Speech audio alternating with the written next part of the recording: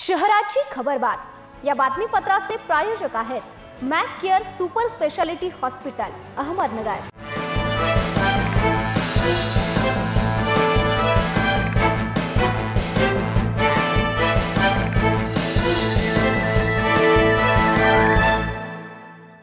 प्रेक्षको नमस्कार, मी दिशा। न्यूज 24 सह्याद्रीमध्ये तुमचं स्वागत। पाहूया अहिल्यानगर शहरातील महत्त्वपूर्ण बातम्यांचा आढावा शहराची खबरबातमध्ये।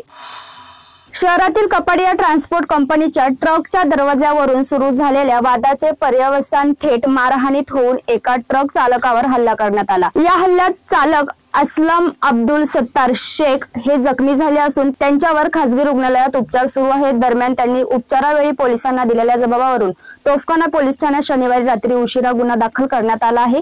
शेख यांनी दिलेल्या जबाबावरून शुक्रवारी रात्री 10 वाजेच्या सुमारास श्रीराम पंप परिसरात ही घटना घडली। ट्रकच्या ड्रायव्हर साइड दरवाजाला नुकसान झाल्याचे पाहून असलम शेख यांनी ट्रकचा वापर करणाऱ्या अब्दुल बंगाली याला याबाबत विचारणा केली। याच गोष्टीवरून वाद निर्माण झाला। वाद शांत झाल्यावर अब्दुल बंगालीने आपला मुलगा सलमान शेख आणि त्यांचा साथीदार शेहबाज शेख यांना घटनास्थळी बोलवून घेतले।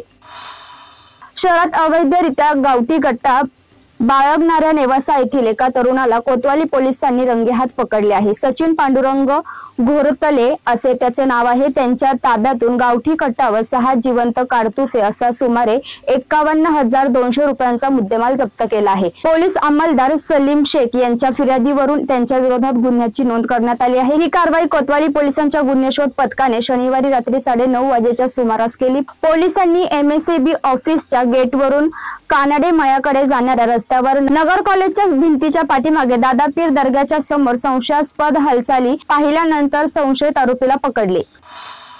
श्रीराम फायनान्स कडून लिलावातील वाहन खरेदी करण्यासाठी 25 लाख रुपये दिल्यानंतर ही वाहन न मिळाल्याने व पैसेही परत न मिळाल्यामुळे एका शेतकऱ्याने मानसिक तणाव घेऊन विषारी औषध सेवन करून आत्महत्या केल्याची घटना वडगाव गुप्ता येथे घडली आहे। सोपान जगन्नाथ गीते असे आत्महत्या केलेल्या शेतकऱ्याचे नाव आहे। दरम्यान सदरची घटना 8 जुलै रोजी घडली असून या संदर्भात मयत सोपान गीते यांच्या पत्नी मीनाबाई सोपान गीते यांनी 26 जुलै रोजी MIDC पोलीस ठाण्यात फिर्याद दिली आहे। पोलिसांनी श्रीराम फायनान्सच्या रिकव्हरी एजंट सह तिघांवर आत्महत्येस प्रवृत्त केल्याचा गुन्हा दाखल केला आहे। श्रीराम फायनान्सचा recovery agent Yogesh Mohan Kapse, NK Bhujbal व पवन रमेश भालेराव अशी गुन्हा दाखल झालेल्या संशयित आरोपींची नावे आहेत।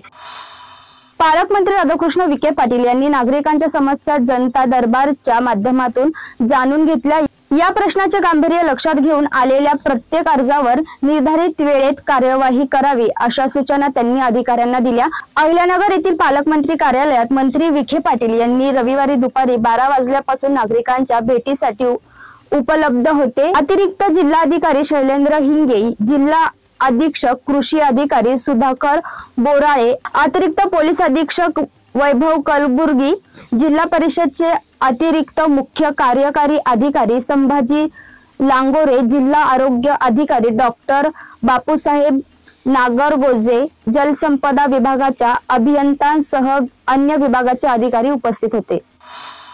शहरातील माळीवाडा भागात रविवारी क्रांतीसूर्य महात्मा ज्योतिबा फुले व सावित्रीबाई फुले यांच्या पूर्णाकृती पुतळ्याचे चौथऱ्याचे भूमिपूजन करताना राज्याचे उपमुख्यमंत्री अजित पवार, समवेत पालकमंत्री राधाकृष्ण विखे पाटील, आमदार संग्राम जगताप, आयुक्त यशवंत डांगे, आमदार काशीनाथ दाते, प्राध्यापक माणिक विधाते, ज्ञानेश्वर रासकर आदी उपस्थित होते।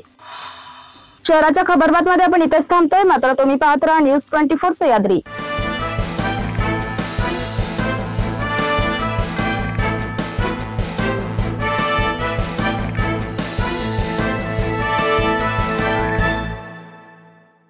शहराची खबरबात या बातमीपत्राचे प्रायोजक होते Mac Care super speciality hospital Ahmednagar.